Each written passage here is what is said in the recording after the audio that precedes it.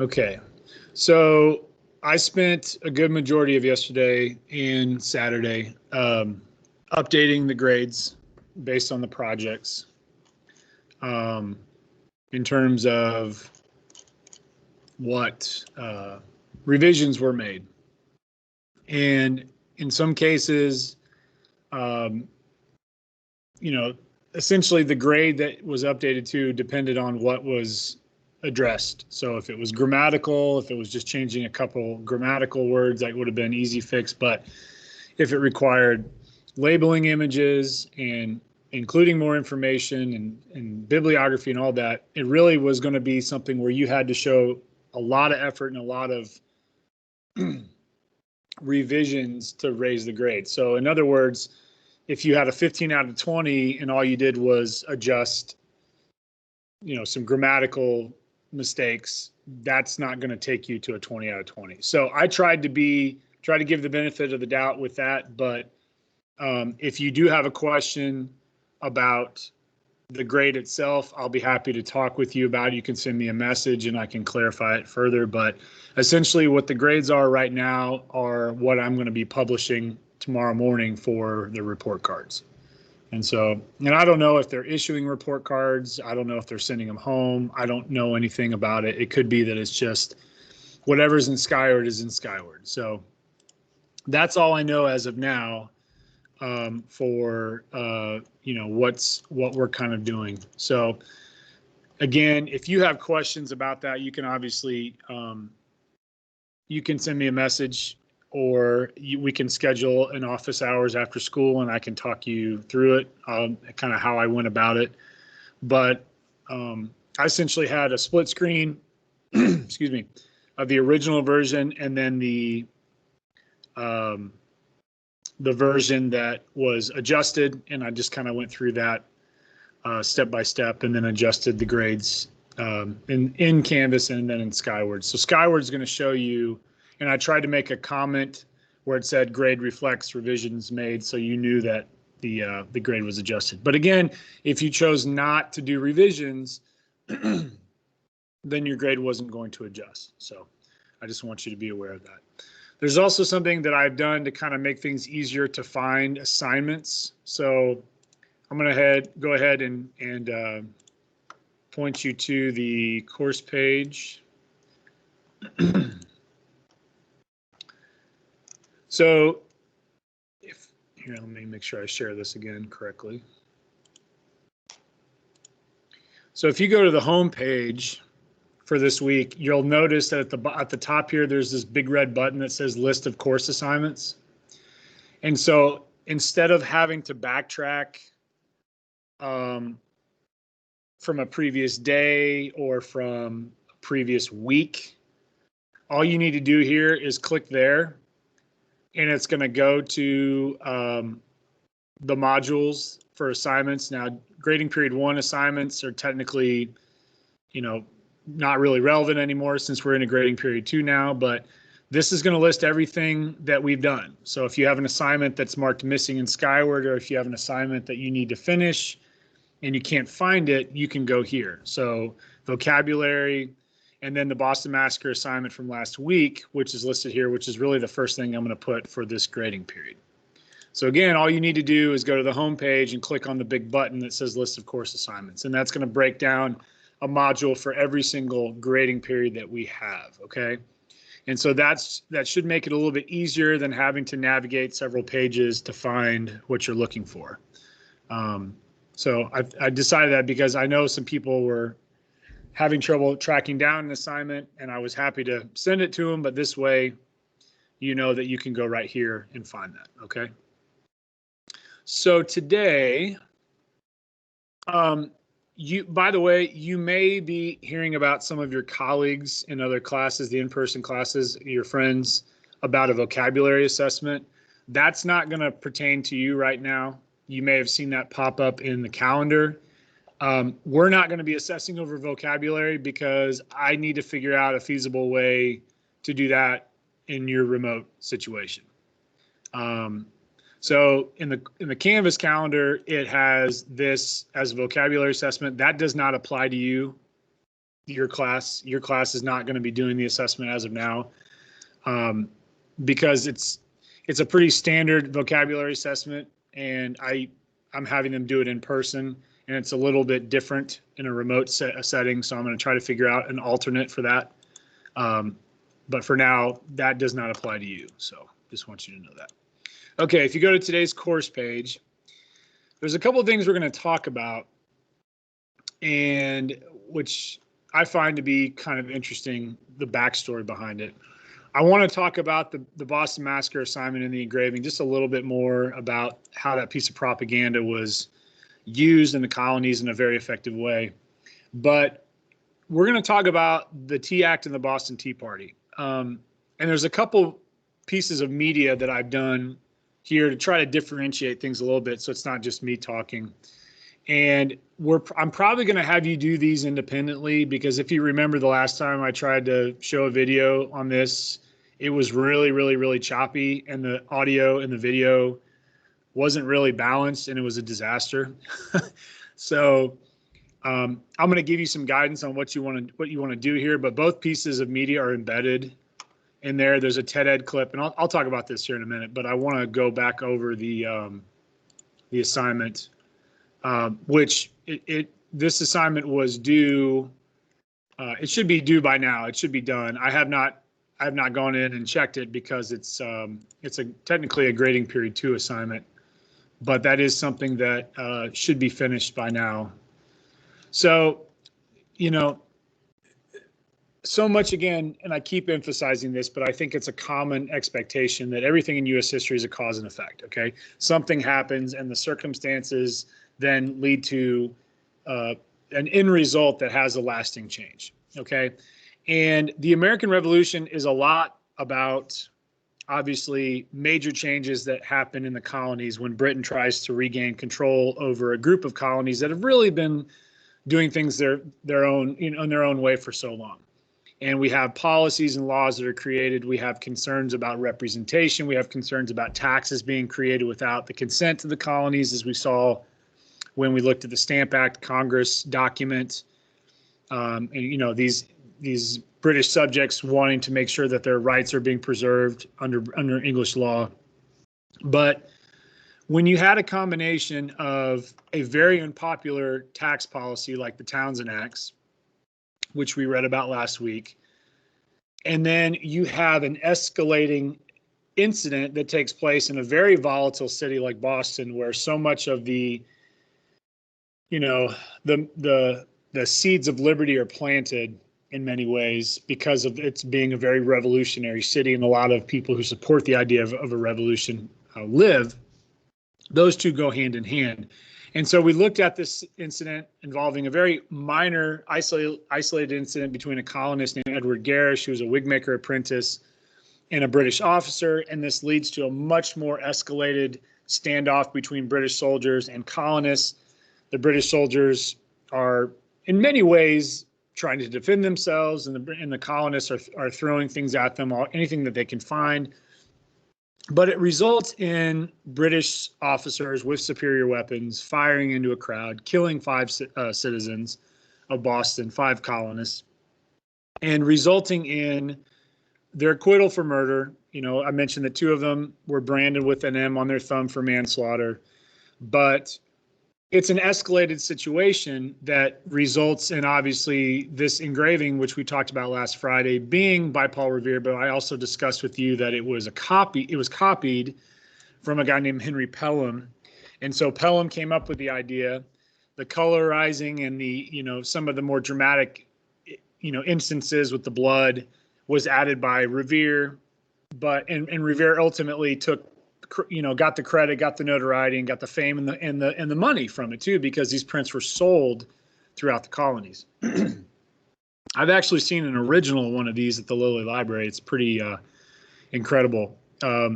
Several years ago, we had a field trip where we went to the Lilly Library and we got to analyze original documents. And this was one of them we looked at. Another one was an original first printing of the Declaration of Independence that was done by a printer in Philadelphia, last name Dunlap. and there's only about 40 or so copies of those that exist, and most of them are in the hands of universities or libraries. The last one that sold privately was sold for $8 million. So these were things that students got to see firsthand, but seeing this and the color and the age to it was pretty remarkable. But we know that this is heavily fabricated because we know that the colonists were antagonizing the soldiers. I'm not saying that the soldiers were not in the wrong, because they did kill 5 colonists, but the portrayal here is not as simple as it was originally, how the event took place. And we know that this is common when you're in a very volatile situation in terms of a relationship between colonies and a country, and you're trying to really spark more outrage toward the mother country. This explosive piece of propaganda really can allow you to feel this kind of emotion toward this circumstance. And again, at a time where access to information and access to news and just the events of the colonies is very much limited to word of mouth and print, this is something that could be a very explosive image that could convince a lot of people that this was a situation of murder, which, again, when you look at the facts, it's not that simple, but that's not the goal here by Revere. Revere's goal is to paint a very one-sided picture of the event because he knows that this will cause more animosity towards Britain, and it will cause more anger, and that's the whole point of it. And when we see this persuasive image in society, and this is kind of the question I was posing with the last one, we see it all the time. We see it in advertisements when we're waiting for a YouTube video to load. We see it on TV, and it's really going to become something that's going to be commonplace in the next couple of weeks with political advertising. The campaigns, the presidential campaigns are going to spend hundreds of millions of dollars on advertising to try to persuade the audience that they need to be, they need to vote for this person and not vote for the other person. And usually these ads are very, they call it mudslinging, the ad, the negative ads. It's called mudslinging. It's a term that goes back to the 1820s. And the idea is that you paint a very negative portrayal of your opponent and all the shortfalls and all the issues and the flaws and everything. And then, it ends with, well, vote for this person, or this ad has been paid for by this candidate. So you're going to see it an awful lot because media is probably the most effective way to get through to people who are wanting to vote. But in this case, just like with, an effective advertisement, a billboard, whatever the case may be, it was very effective, and it was very, powerful, because this is still one of the lasting images of the American Revolution, however many years removed. So I just find it to be interesting that we look at this and we think, how does this, add one more domino to fall? So we've kind of talked about the domino effect of these events. And there's several events, and we don't go over every single one of them in detail, but I will provide you with a graphic organizer that's kind of like a flow chart that lets you piece all these together. The big thing is that, are the events and the actions by the British going to be enough to convince colonists that being a separate and independent country is not only smart and proper, but, justified? Is that really, the real solution here? Is that really going to be the best option? Now, when this is done in 1770, as we know, this is March 5th, 1770, I had some questions in my in-person classes. Is this the event that really pushes people over the edge to start pushing for independence? Yes and no. The percentage of people loyal to Britain versus loyal to the colonies, I would say it's starting to shift. I would say it's probably still 60-40 in favor of the loyalists, because, there's just so much uncertainty with revolution, as we will discuss, in terms of like a government, an economy, defense, all these things. And not everybody's willing to accept that, even the people that may be frustrated with these British policies. And in the reading, it talks about the fact that The last thing right here where it says later continued American resistance led to the repeal of the Townshend Acts. Repeal obviously means removal. But this is going to lead us into what we're going to be talking about today and what you're going to be looking at these two pieces of media of, okay? Because of all the imports that the colonies probably desired more so than ever was tea. Tea was a caffeinated drink. It was an addictive drink. It was a delicacy. It was something that was commonplace in British society and obviously had carried over into colonial society. And the source of getting that tea was very much a controversy because Britain had tea that they expected the colonists to buy. And you had tea that made its way to the colonies in many cases that was from the Netherlands. That was Dutch tea from Amsterdam. And that was done primarily by people who were trying to smuggle in cheaper tea so they didn't have to pay the higher prices for British tea.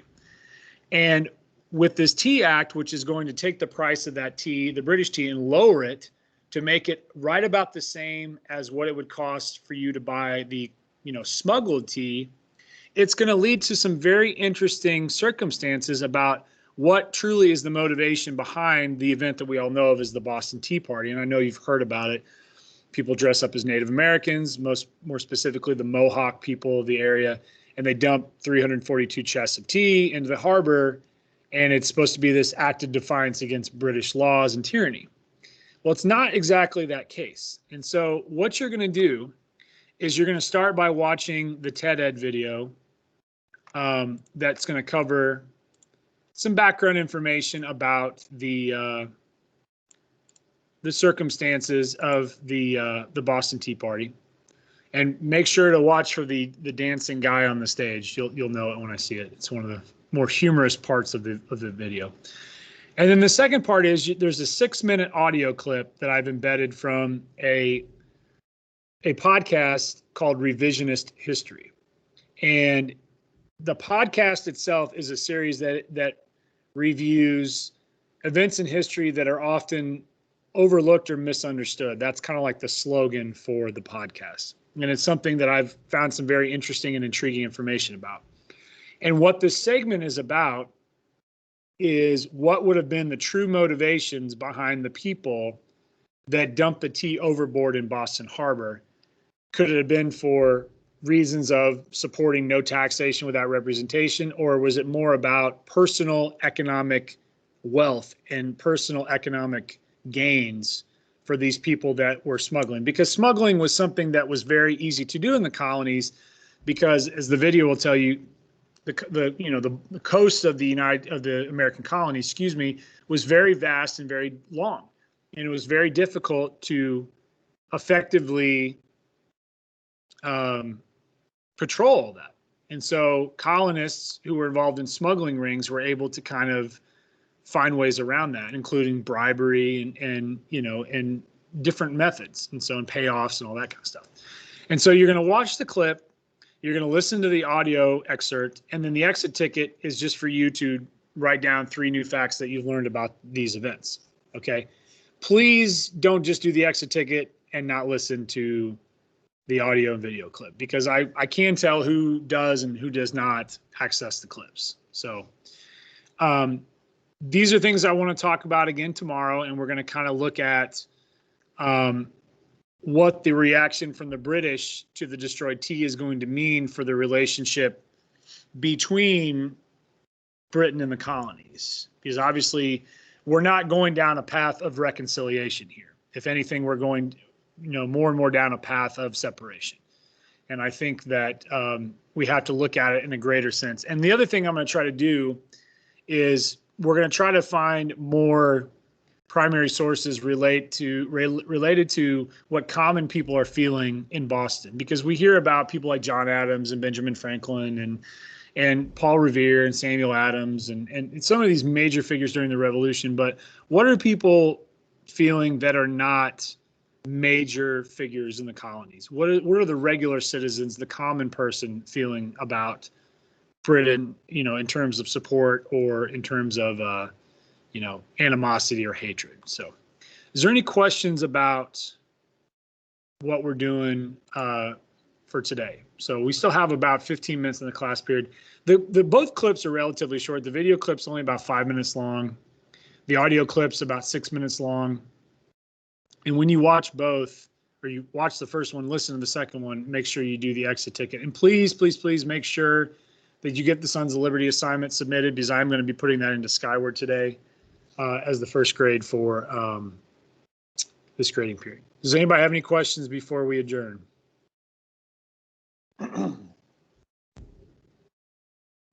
Okay, I hope you have a great rest of your day. I will see you here tomorrow. We will talk about some of the stuff that we discussed and what you learned from the 2 pieces of media.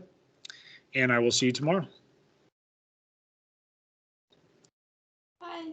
Thank you. Thank you. Thank you. Bye. Thank you.